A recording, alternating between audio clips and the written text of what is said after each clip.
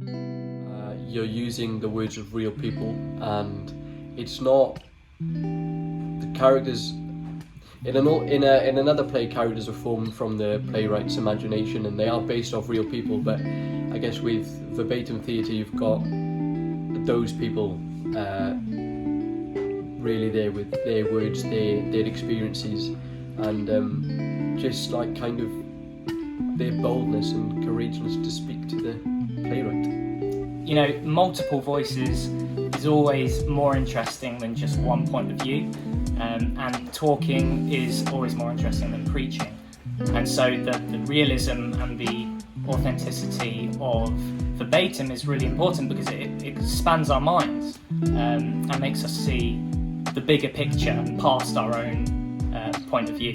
Verbatim theatre is important because it captures the authenticity of people's lived experience, and I think that's really important because I think especially when you're wanting to get like struggle or real life opinion, I think it gives you a lot more depth than I've ever seen in any other type of theatre before.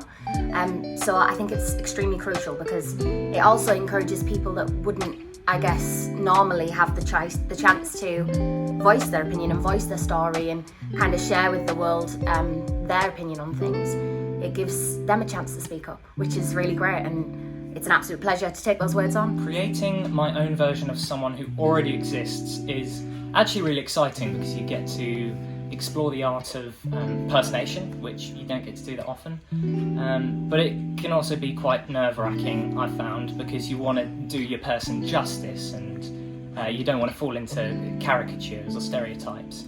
But yeah, I found it a really good learning experience actually. So it's quite hard. You kind of do research into them and you try to get them, but it's kind of, I suppose it makes our job a lot more interesting and a lot more detailed because it gives you a whole new level of detail and nuance to go into.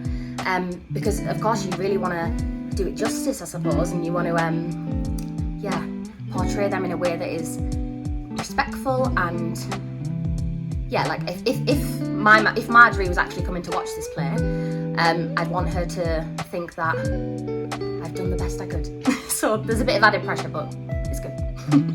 For me, playing someone who already exists is a challenge actually, because you want to do them justice, but also with my character, couldn't really find too much on him, so I was able to dream into what he would be like. So I was still allowed to have like a creative license in the creation of that character, but also using his words, so still had him there.